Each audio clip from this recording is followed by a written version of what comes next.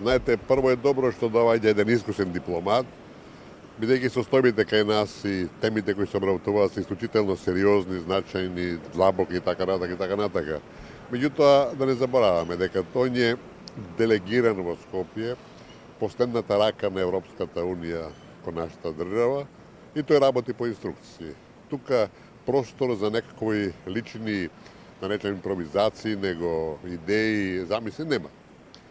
Така да ниту Орав, ниту претходните немаат такви можности, ова исто така нема да има. Меѓутоа, велам, добро што доаѓа еден искусен дипломат, бидејќи периодот кој предстои пред нас ќе биде жесток по многу што, а да не забораваме, поради наша вина одредена, представникот на Брисел игра улога некој наш гувернер, неизбран гувернер, и таа улога се продолжи и со Жбогар.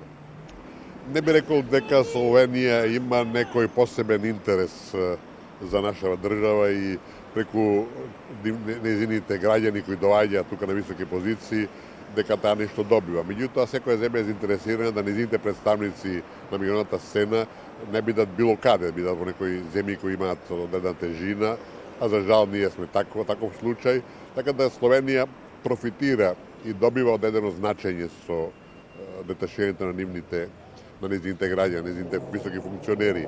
Меѓутоа, кога се работи за Словенија и за било која друга држава, кој доаѓа кај нас како представник не е толку битно, освен кога се работи за грци, бугари, слични други нема во моментов, бидејќи тие луѓе доаѓаат со одреден конфликт на интереси. И наша држава правеше доста грешки кога дозволуваше да на одредени тела кои се однесува на Македонија во парламентот, во Брисел, во Европскиот парламент во Брисел, да доаѓаат такви лица, бидејќи тие, велам, сакали неќеле, а тие сакаат, се разбира, да внесат и нешто интересно на сопствената држава, а на наша штета. Мислам, тоа не треба да се дозволува во иднина, али Жбогар, Словенија, словенци, хрвати немаат такви конфликти на интерес.